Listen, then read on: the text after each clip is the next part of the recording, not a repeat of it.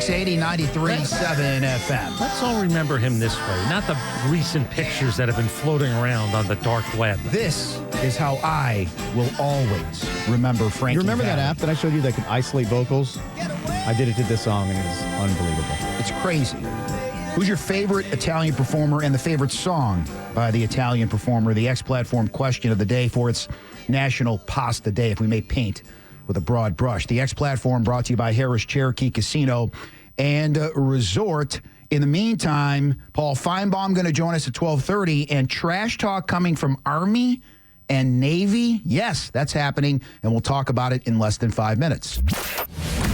The college football voice of the South is going on campus. Presented by Subaru of Gwinnett on Satellite Boulevard in Duluth, or shop online at SubaruofGwinnett.com. All right, let's start with this rules interpretation and the loophole that Dan Lanning found at Oregon at the end of the victory over Ohio State. I've been told by many lawyers they don't like that word. Well, the loophole no longer exists. The 12-man penalty, if it happens again, they're going to reset the clock. They lost 4 seconds, so it went from 10 to 6 seconds. That's not going to happen again. Nope. And they didn't even wait till the end of the season. They got okey-doked. The rule book is pretty thick, no doubt about it. But now there's at least, I don't know, let's just say 2 more lines in the rule book. And it'll have a bunch of letters and numbers in front of it. Have they told us what the rule number is yet? I don't even know what we're up to. I don't know subsection what it is, but Yahoo Sports said if a defense is flagged for illegal participation inside 2 minutes of a half, the offense can have the clock reset to the pre-snap time. So anything outside of the final 2 minutes at the end of each half, I guess the clock stays the same, whatever it was. And but remember, it's going to be reset in those instances. The Ohio State quarterback doesn't get down in time. Would they have liked that for it? Listen, I would have liked my quarterback to make a better decision. You also had a timeout. So that's not the reason you lost. You were already in field goal range, and for some strange reason, you have 2 of the top running backs in college football. You decided to keep throwing. So, yeah, Ryan Day has to wear this one. Never mind that penalty. He has to wear it. In the meantime, Nebraska had the week off, but Matt Rule, he sat back and watched college football, and let's just say he's not really happy with the state of college football. One thing about college football right now, there's a lot of guys out there, and the whole time they're playing for their personal brand. Like, they could do something for the team. They could take a knee. They could step out of bounds. They could end the game. Watching college football is hard now. It's all trash talking and really excessive trash talk. It's kind of interesting. I think he's wrong. It's not all that. He went too far. The players are in it for themselves now with NIL. I think that seed's planted in your brain.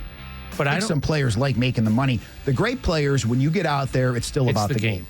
It's still about that competition.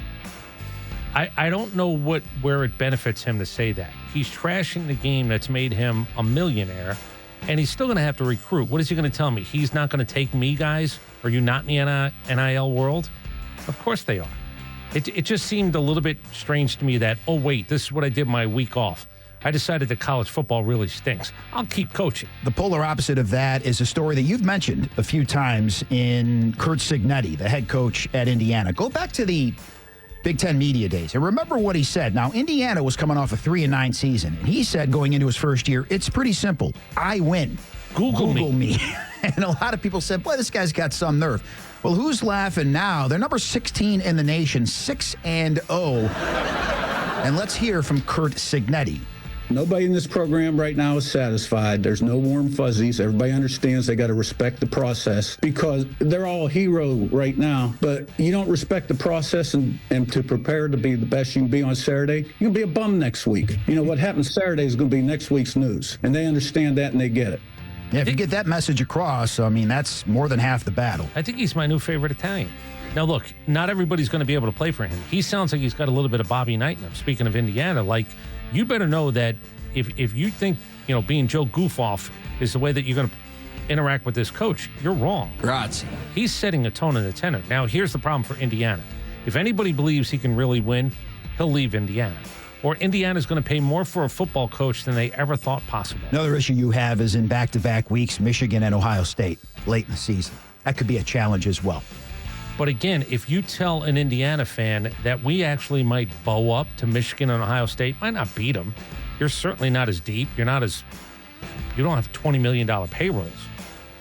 But the problem for them is, does this guy want to hold true to the I'm going to stay here and prove it to you, or should he go get $10 million someplace else?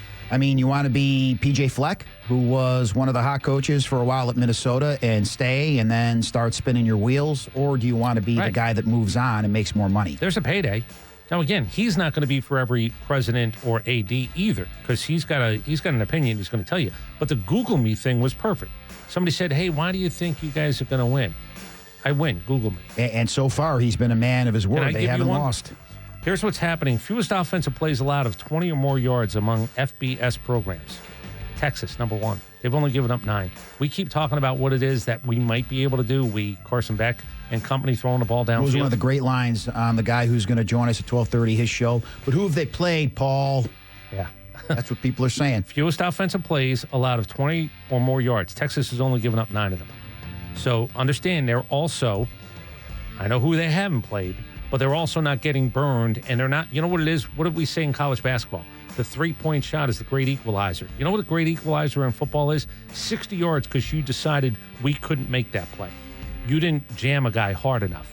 You didn't come over as a safety. Ask Georgia about those plays. They've only had 9 of those this entire season. Because Georgia, against lesser competition in Mississippi State last week, couldn't do that. So that's the counter to who have they played.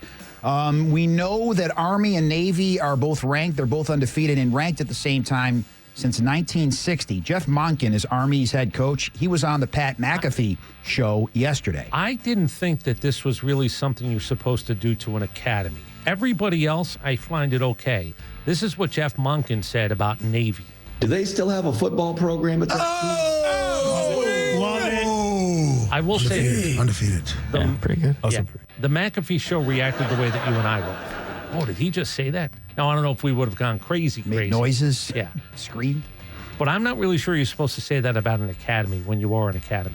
Now, I guess his point was we can't think about that game. We're only worried about the game this weekend. Well, he did finish up. He went on to say that East Carolina is a good football team. I think that's what he meant. But people are going to take that and not the rest of that cut and run with it. That 3 seconds is all that matters. Do they still have a football program? And somebody the reason it was brought up is what I told you last week. They could end up playing in back-to-back weeks. They could play their conference championship game before they play their regular season game to end the season. That's a little different. Very odd. Travis Hunter wants the Heisman Trophy. He's made no bones about it. He was on the Out of Pocket podcast hosted by RG3. Here's what he had to say. I know I can win it, but Robert I don't know. Couldn't win it either. I don't know who was there. I mean, y'all see Ashton Genty, but it's not like we haven't seen a running back that's good. We haven't seen a player that plays both ways, and I'm gonna keep saying that. It's like he have 95 carries for 1,000 yards. Yeah. If I had 95 catches, how much yards you think I have? Okay. So I'm trying to tell him, like, if I had 95 targets on defense, what you think I'll have? If I had 95 catches on offense, what you think I'll have? So I try to tell you, like, he got double the touches I got on the offensive side of the ball, and I still have defensive stats that's still crazy, and we only in week 6. Wow. Guy's really thinking about the Heisman Trophy, huh? He is trying hard. Not only does he know his own stats, he knows the other guy's stats. And did Robert Griffin just let him pitch himself like this as a guy who won a Heisman? I mean, I guess, yeah. Why do you think you should win the Heisman? How about this? Go play running back.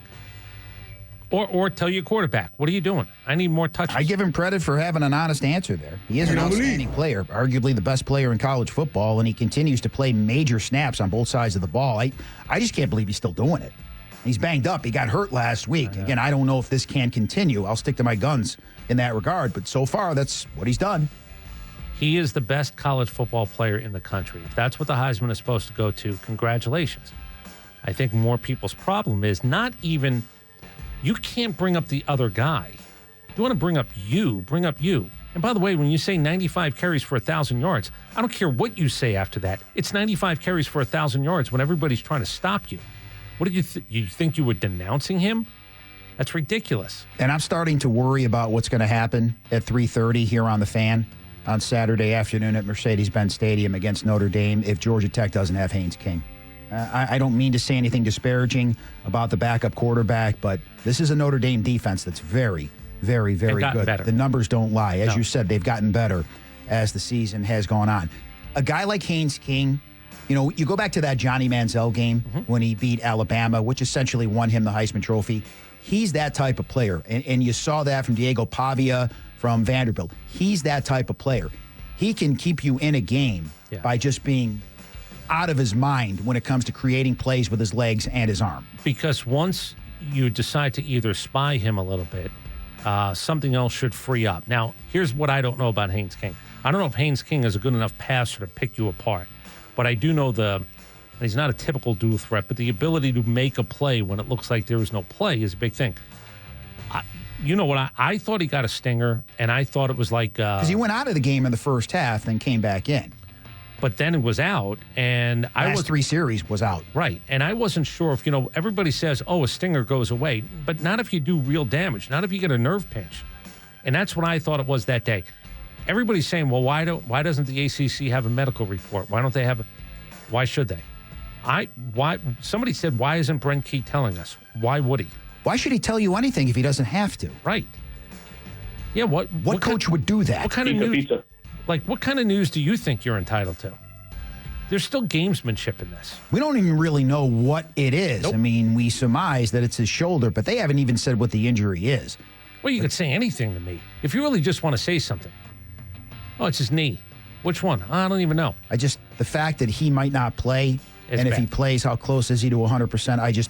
I worry about him because he runs that offense. Everything goes through him. Well, you're worried about fewer first downs, which means, again, you have the football less, they have the football more. And the interior of Notre Dame's defensive line is ridiculous. You got 2 game wreckers playing inside there as well. And if you give up a couple of drives, guess what their defense gets to do? Rest. And then come out a little bit more fired up. Then you got more problems. Hopefully that's not going to be the case. You're going to have fun no matter what if you go to the game because you got the Harris Cherokee Casino tailgate central being there from noon to 3 right outside of Mercedes-Benz Stadium. Everything's complimentary. The drinks, the food, and live music by the Happy Hour Band. Sounds like fun. It is going to be fun, and it's free. Like I said, download your ticket now at 680thefan.com/tailgate central. Got to be 21 or older with a proper ID to enter, and huge thanks to Harris Cherokee Casino and Resorts, Maker's Mark, Corona, Zero FG Energy Drinks, City Barbecue, and Ryobi for their sponsorship. Coming up, there's not